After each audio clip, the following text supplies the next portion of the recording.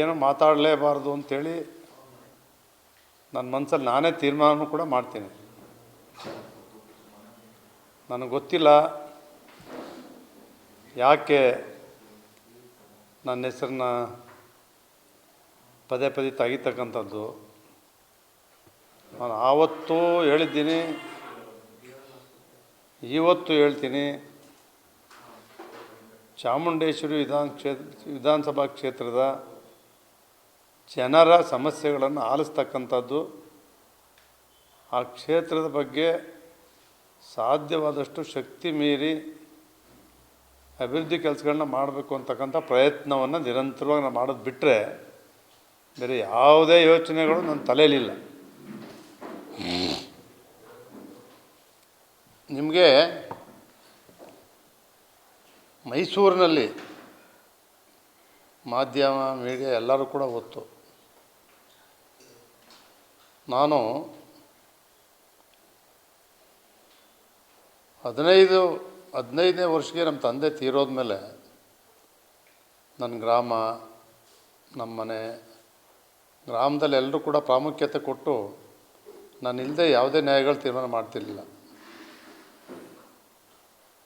ಒಂದು youth club ಮಾಡಿ, ಯುವಕರ ಸಂಘ ಮಾಡಿ, ಆ ಮೂಲಕ ಗ್ರಾಮ ನೈರ್ಮಲ್ಯ ಮಾಡಿ, ಕಾಂಪೋಸ್ಟ್ ಗೊಬ್ಬರಗಳು ಮಾಡಿದಾಗ ಸ್ಯಾಮ್ಯುಯಲ್ ಅಪ್ಯಾಜಿ ಡಿವಿಷನಲ್ ಕಮಿಷನರು ನನಗೆ ಪ್ರಶಸ್ತಿ ಕೊಟ್ಟರು, ಈಶ್ವರ ಯೂತ್ ಕ್ಲಬ್ ಅಂತೇಳಿ.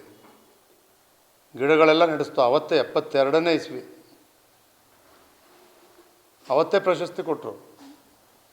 72ರಲ್ಲಿ ಕೆನರಾ ಬ್ಯಾಂಕ್ ಚೇರ್ಮನ್ನು, ಇದೇ ಸಾಮಾನ್ಯ DVC best working paid secretary ಅಂತ ನನಗೊಂದು ಅವಾರ್ಡ್ ಅವತ್ತೇ ಕೊಟ್ಟಿದ್ದಾರೆ.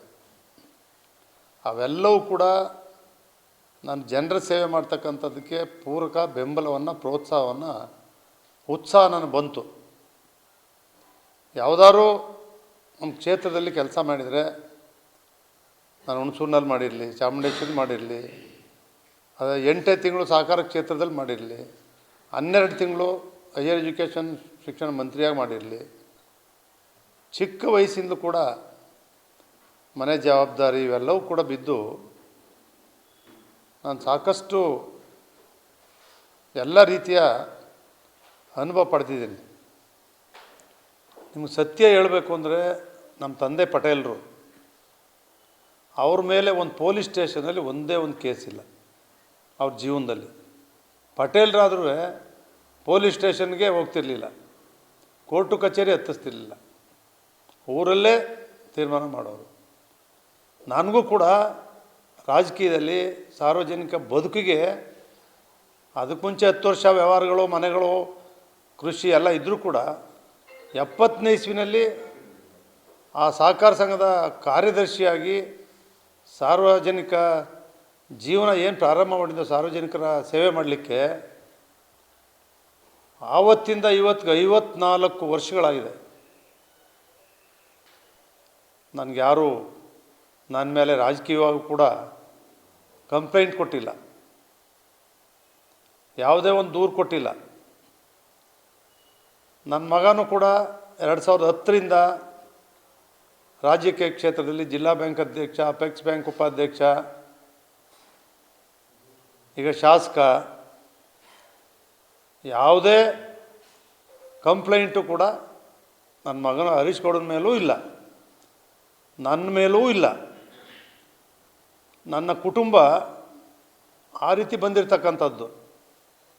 ಯಾವುದ್ರ ಮೇಲೂ ವೈರತ್ವ ಮಾಡಿ ಅವ್ರ ಮೇಲೆ ಕಂಪ್ಲೇಂಟ್ ಕೊಡೋದು, ಅವ್ರನ್ನ ಎಳೆದು ತರಿಸೋದು, ಶಾಸಕ ಆಗಿದೆ, ಮಂತ್ರಿ ಆಗಿದ್ದೆ ದಬ್ಬಾಳಿಕೆ ಮಾಡೋದು, ಏಕವಚನದಲ್ಲಿ ಮಾತಾಡಿರೋದು, ಯಾವುದೇ ಅಧಿಕಾರಿಗಳಿಗೆ, ನಾನು ರಾಜಕಾರಣಿಗಳಿಗಿಂತ ಅಧಿಕಾರಿಗಳ ಮೂಲಕನೇ ಅಭಿವೃದ್ಧಿ ಕೆಲಸಗಳನ್ನೂ ಕೂಡ ಮಾಡಿಸಿದ್ದೀನಿ. ದಾಖಲೆಗಳಿದ್ದಾವೆ ನನಗೆ. ಸಿದ್ದರಾಮಯ್ಯನವರು ಇದೇ ಹುಣಸೂರು ಬಂದಿದ್ದರು. ಅವ್ರು ಬಂದಾಗ ಒಂದು ಮಾತು ಹೇಳ್ತಾರೆ, ನಾನೇ ಹಣಕಾಸು ಸಚಿವ ಇದ್ದೀನಿ, ನಾನೇ ಇಷ್ಟು ಕೆಲಸ ಮಾಡಿಲ್ಲ, GT ದೇವ್ರು ಎಲ್ಲಿಂದ ತಂದು ಮಾಡುತ್ತಾ ಅಂತ ಹೇಳ್ತಿದ್ರು. ಆ ರೀತಿ ನಾನು ಮಾಡಿರ್ತಕ್ಕಂಥ ದಾಖಲೆಗಳಿದ್ದಾವೆ, ನಾನೇನೇನು ಮಾಡಿದ್ದೀನಿ ಕ್ಷೇತ್ರಗಳಿಗೆ ಅಂತಕ್ಕಂಥದ್ದನ್ನು. ಹೆಚ್ಚಿನ ವಿಡಿಯೋಗಳಿಗೆ ಪ್ರತಿಧ್ವನಿ ಯೂಟ್ಯೂಬ್ ಚಾನೆಲ್ ಸಬ್ಸ್ಕ್ರೈಬ್ ಮಾಡಿ, ಬೆಲ್ ಐಕಾನ್ ಕ್ಲಿಕ್ ಮಾಡಿ.